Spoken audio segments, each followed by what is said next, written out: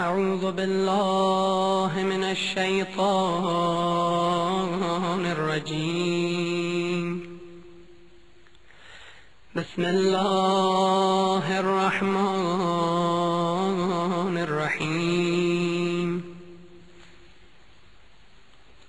الحمد لله رب العالمين، وصلى الله على سيدنا محمد نبيه وآله وسلم تسليما. اللهم لك الحمد على ما جرى به قضاؤك في أوليائك الذين استخلصتهم لنفسك ودينك،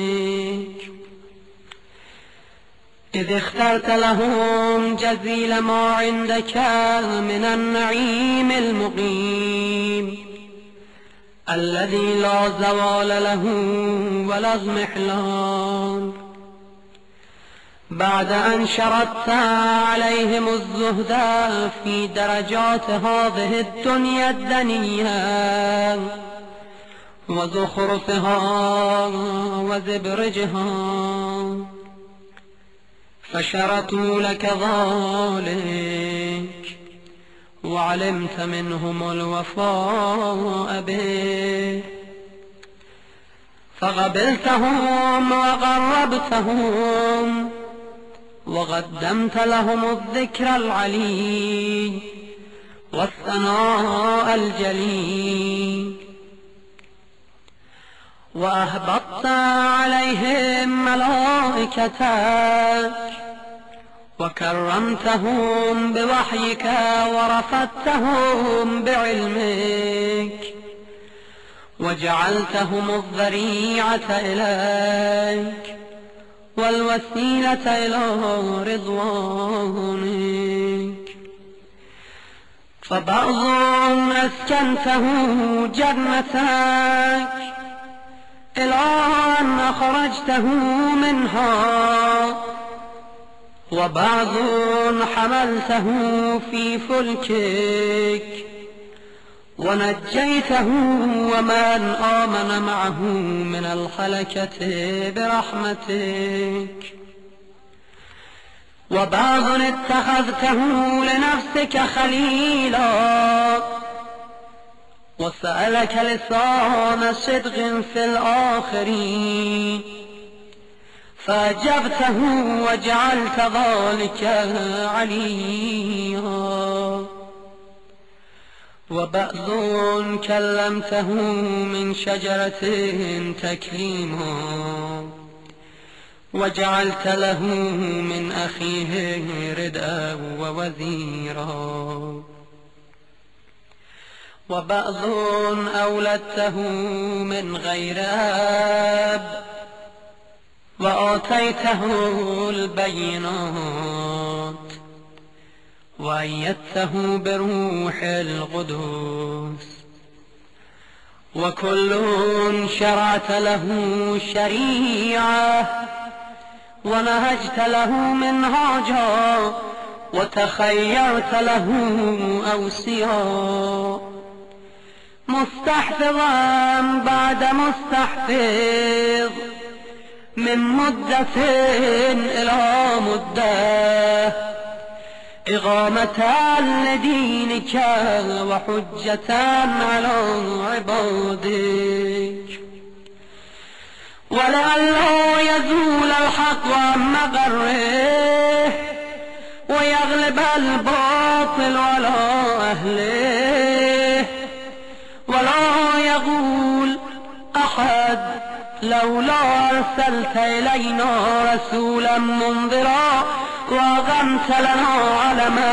هاديا فنتبع آياتك من قبل أن نضل ونخزى، إلى أن انتهيت بالأمر إلى حبيبك ونجيبك محمد صلى الله عليه وآله،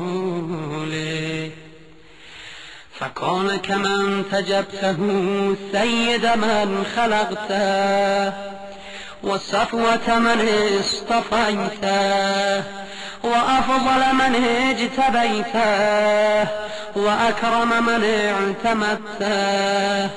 قدمته على أنبيائك، وبعثته إلى الثقلين من عبادك، وأوطعته مشارقك ومغاربك، وسخرت له البراق، وعرجت به إلى سمائك، وأودعته علم ما كان وما يكون إلى انقضاء خلقك، ثم نصرته بالرعب، وحففته بجبرائيل وميكائيل والمسومين من ملائكتك، ووعدته أن تظهر دينه على الدين كله ولو كره المشركون.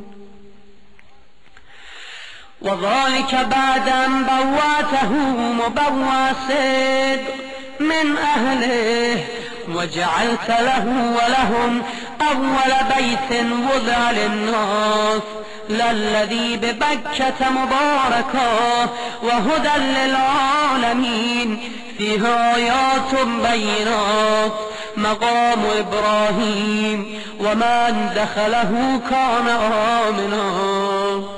وقلت إنما يريد الله ليذهب عنكم الرجس أهل البيت ويطهركم تطهيرا.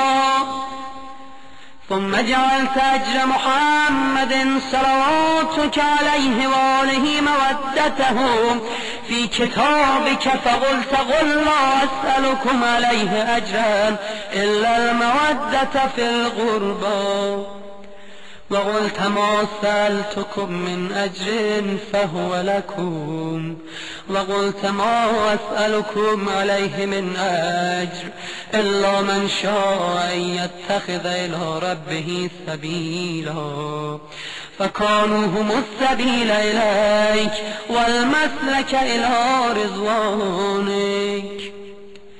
فلما انقضت أيامه أقام وليه علي بن أبي طالب صلواتك عليهما وآلهما هاديا إذ كان هو المنذر ولكل قوم هاد، فقال والملأ أمامه من كنت مولاه فعلي مولاه، اللهم وآل من والاه وعاد من عاداه، وانصر من نصره واخذل من خذله. وقال من كنت أنا نبيه فعلي أميره، وقال أنا وعلي من شجرة واحدة والسائر الناس من شجر شتى. وأحله محل هارون من موسى، فقال له أنت مني بمنزلة هارون من موسى، إلا أنه لا نبي بعدي. وزوجه ابنته سيدة نساء العالمين، وحل له من مسجده ما حل له، وسد الأبواب إلا بابه. ثم أودعه علمه وحكمته، فقال أنا مدينة العلم وعلي بابها، فمن أراد المدينة والحكمة فليأتها من بابها. ثم قال أنت أخي ووسيي ووارثي، لحمك من لحمي ودمك من دمي، وسلمك سلمي وحربك حربي، والإيمان مخالط لحمك ودمك كما خالط لحمي ودمي، وأنت غدا على الحوض خليفتي، وأنت تقضي ديني وتنجز عداتي. وشيعتك على منابر من نور مبيضة وجوههم حولي في الجنة وهم جيراني. ولولا أنت يا علي لم يعرف المؤمنون بعدي، وكان بعده هدى من الضلال ونورا من العمى وحبل الله المتين وصراطه المستقيم لا يسبغ بغرابة في رحم ولا بسابغة في دين ولا يلحق في منغبة من مناقبه يحذو حذو الرسول صلى الله عليه وآله ويقاتل على التأويل ولا تأخذه في الله لومة لائم قد وتر فيه صناديد العرب وقتل أبطالهم وناوش ذؤبانهم فأودع قلوبهم أحقادا بدرية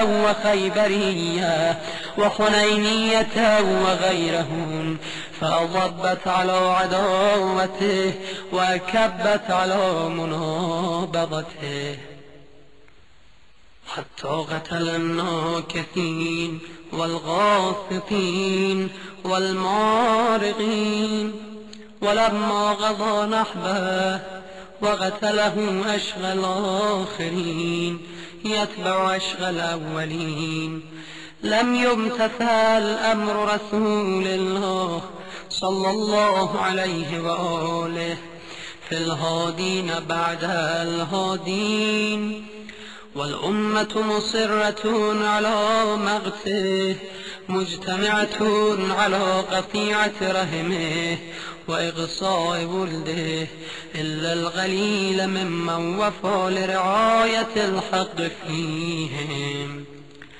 فقتل من قتل وسبي من سبي وأقصي من أقصي وجرى القضاء لهم بما يرجى له حسن المثوبة إذ كانت الأرض لله يورثها من يشاء من عباده والعاقبة للمتقين وسبحان ربنا إن كان وعد ربنا لمفعولا ولن يخلف الله وعده وهو العزيز الحكيم فعلى الأطائب من أهل بيت محمد وعلي صلى الله عليهما وآلهما فليبكي الباكون وإياهم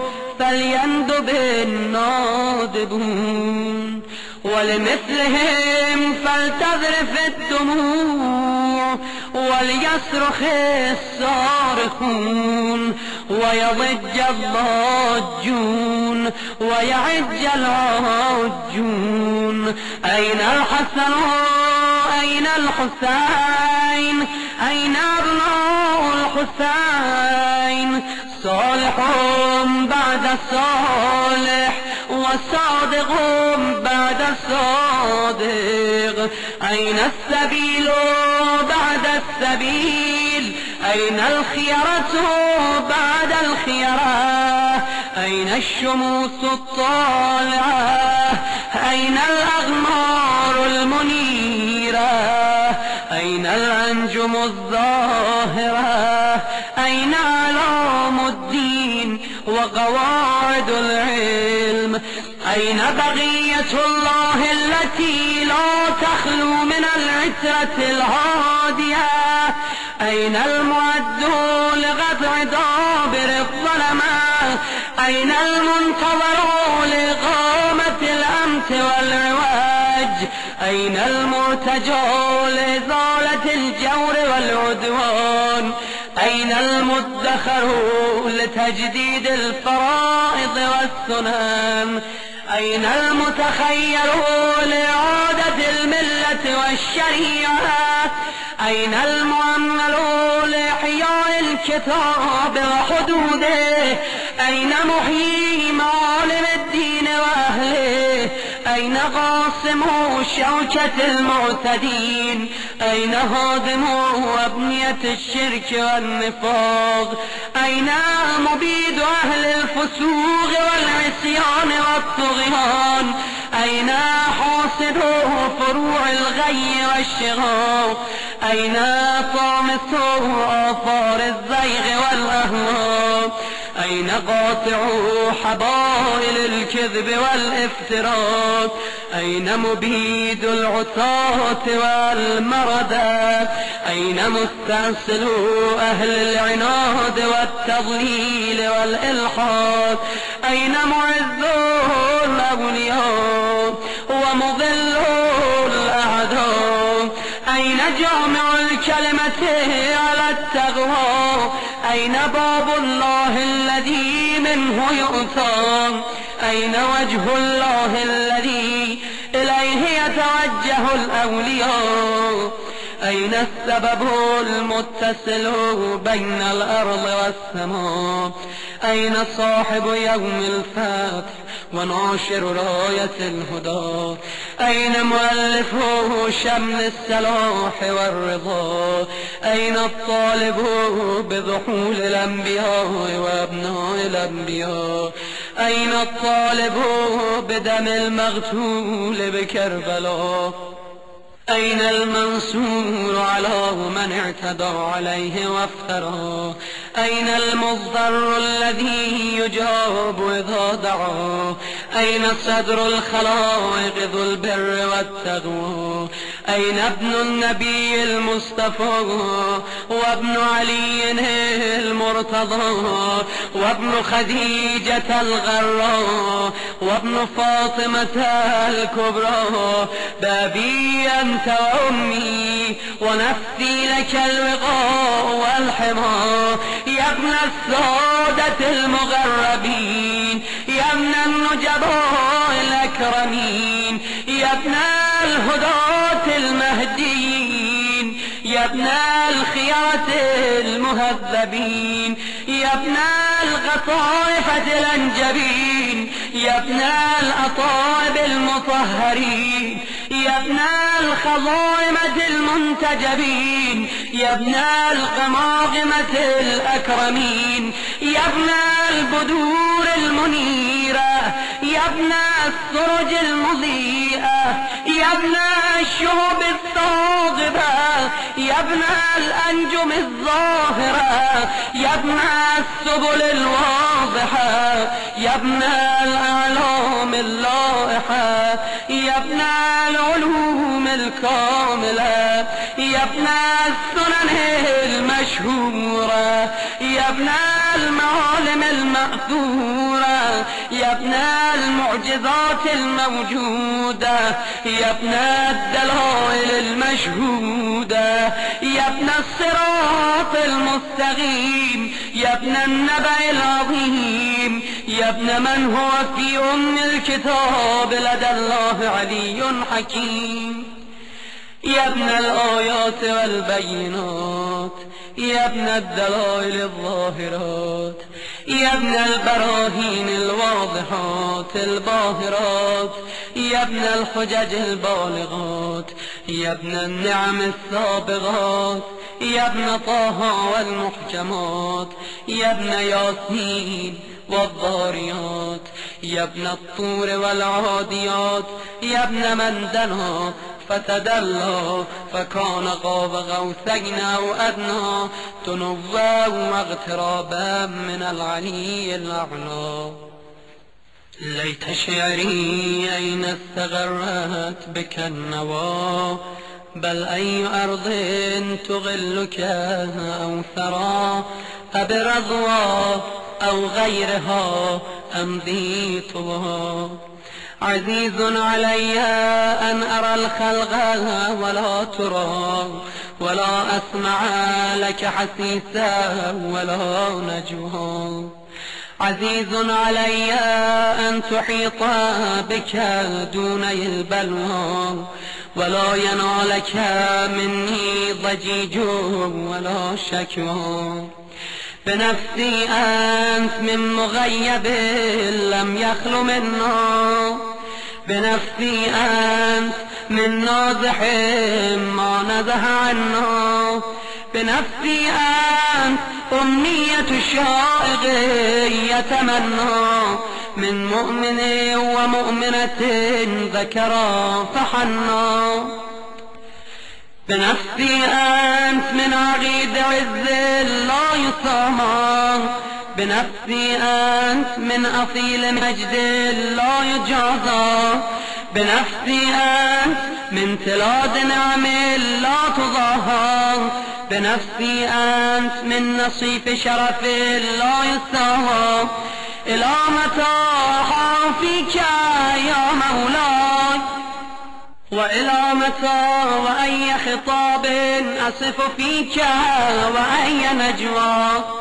عزيز علي أن أجاب دونك وأناغى، عزيز علي أن أبكيك ويخذلك الورى، عزيز علي أن يجري عليك دونهم ما جرى.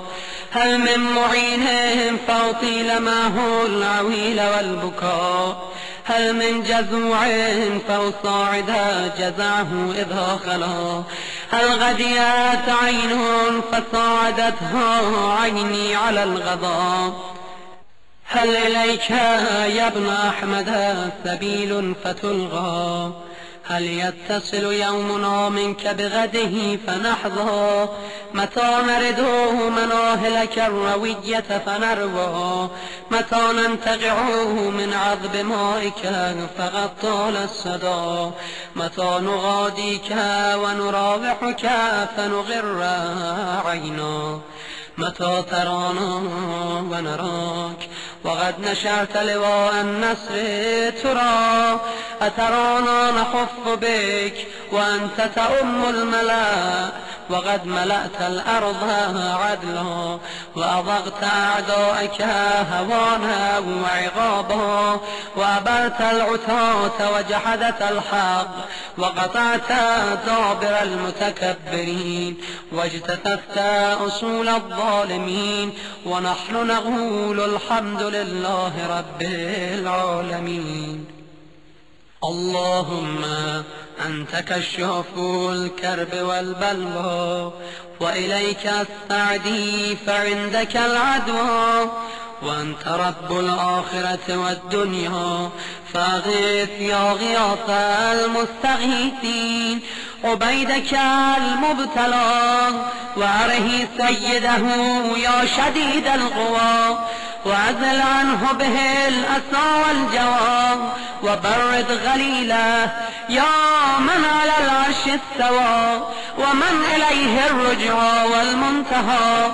اللهم ونحن عبيدك التائهون إلى وليك المذكر بك وبنبيك، خلقته لنا عصمة وملاذا، وأغمته لنا قواما ومعاذا، وجعلته للمؤمنين منا إماما، فبلغه منا تحية وسلاما، وزدنا بذلك يا رب إكراما، واجعل مستغره لنا مستغرا ومغاها، وأتمم نعمتك بتقديمك إياه أمامنا، حتى توردنا جنانك ومرافقة الشهداء من خلصائك. اللهم صل على محمد وآل محمد، وصل على محمد جده ورسولك السيد الأكبر، وعلى أبيه السيد الأصغر، وجدته الصديقة الكبرى فاطمة بنت محمد، وعلى من اصطفيت من آبائه البررة، وعليه أفضلها وأكملها وأتمها وأدوم وأكثر وأوفر ما صليت على أحد من أسفيائك وخيرتك من خلقك، وصل عليه صلاة لا غاية لعددها ولا نهاية لمددها ولا نفاد لأمدها. اللهم واقم به الحق وأذهب به الباطل، وأدل به أولياءك وأغلل به أعداءك، وصل اللهم بيننا وبينه وصلة تؤدي إلى مرافقة سلفه، واجعلنا ممن يأخذ بحجزتهم ويمكث في ظلهم، وأعنا على تأدية حقوقه إليه والاجتهاد في طاعته واجتناب معصيته، وامنن علينا برضاه، وهب لنا رأفته ورحمته ودعاءه وخيره، ما ننال به سعة من رحمتك وفوزا عندك. واجعل صلاتنا به مقبولة، وذنوبنا به مغفورة، ودعاءنا به مستجابة، واجعل أرزاقنا به مبسوطة، وهمومنا به مكفية، وحوائجنا به مقضية، وأقبل إلينا بوجهك الكريم، واقبل تقربنا إليك، وانظر إلينا نظرة رحيمة نستكمل بها الكرامة عندك، ثم لا تصرفها عنا بجودك، واسقنا من حوض جده صلى الله عليه وآله بكأسه وبيده ريا رويا هنيا سائغا لا ظما بعده، يا أرحم الراحمين.